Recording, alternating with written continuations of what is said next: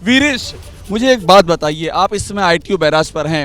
आपने जो बात की उसमें बहुत ही महत्वपूर्ण चीज निकल करके सामने आई। आपसे बात किया आईटीओ बैराज के चीफ इंजीनियर ने, उन्होंने कहा कि 5 साल से हमको मेंटेनेंस का पैसा नहीं मिला है। अब अरविंद केजरीवाल का ये दावा है कि ये तो एनटीपीसी देती थी। तो आपको लगता नहीं कि वीरेश अब तो इस मामले पर एक जांच बैठ जानी चाहिए कि पैसा देता कौन था?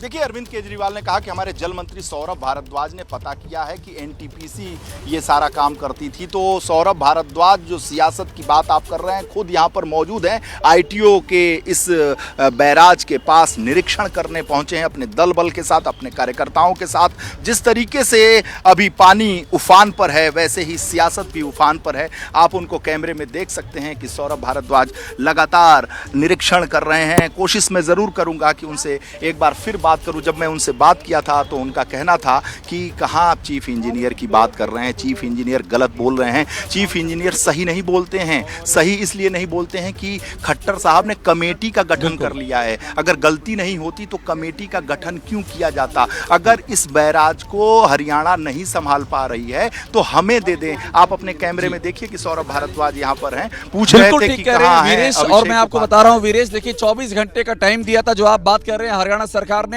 24 घंटे का टाइम उन्होंने दिया था हरियाणा सरकार ने कि 24 घंटे के भीतर उनकी जो फैक्ट फाइंडिंग कमेटी है वो रिपोर्ट दे देगी, उसका इंतजार रहेगा। दीपक रावत हमारे साथ में मोरी गेट स्थित राहत शिविर से हैं। दीपक, जहां पर आप हैं वहां सीएम अरविंद केजरीवाल पहुंचे थे। अब मुझे एक बात समझाइए, दिल्ली सरकार, आपको लगता नहीं है कि इस मामले में दिल्ली सरकार ने जो कहा है कि एनटीपीसी ही मेंटेनेंस का पैसा देती थी, तो अगर कुछ डॉक्यूमेंटेशन है उनके पास, वाकई ऐसा था, तो वो इस डॉक्यूमेंटेशन को सामने रख सकते हैं?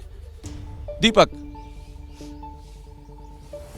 जी बिल्कुल अभिषेक, आप बिल्कुल सही कह रहे हैं कि जो बात दोनों तरफ से कही जा रही है कि उन्होंने कहा कि हमने चिट्ठी लिखकर सरकारों से पैसा मांगा तो उनको चिट्ठी सामने रख देनी चाहिए। ऐसे में अरविंद केजरीवाल जो कह रहे हैं कि हमने इनको सीधे से पहले से बताया था, पिछले 5 सालों से हम ये कह रहे थे कि आईटीओ का बराज हमें दे दो, ओखला का बराज हमें दे दो। तो अरविंद केजरीवाल की सरकार को भी वो चिट्ठियाँ सामने रख देनी चाहिए कि क्या आपने 5 सालों से बराज मांगे थे या नहीं मांगे थे। आपने उनसे पूछा था कागज़ों के जरिए कि इसका मेंटेनेंस ठीक से हो रहा है या नहीं हो रहा है। सिर्फ जुबानी जंग इस वक्त नजर आ रही है अभिषेक, और लगातार कोशिश ये की जा रही है कि जो उधर से सवाल उठता है तो उसका जवाब किसी और तरीके से दिया जाता है, और जब इधर से सवाल उठता है तो उधर से जवाब किसी और तरीके से दिया जाता है। लेकिन सीधे तौर पर जो आप कह रहे हैं वो बात बिल्कुल ठीक है। बिल्कुल ठीक कह रहे हैं वरुण आप।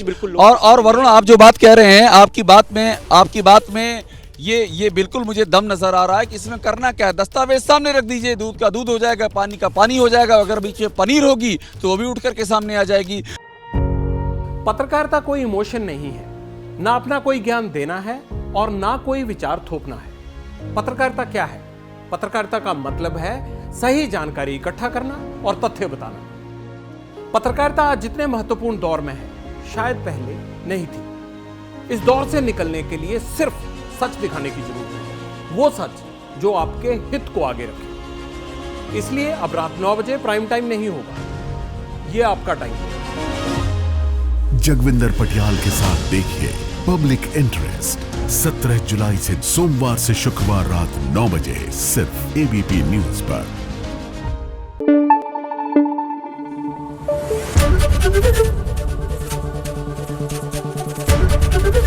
एबीपी न्यूज आपको रखे आगे।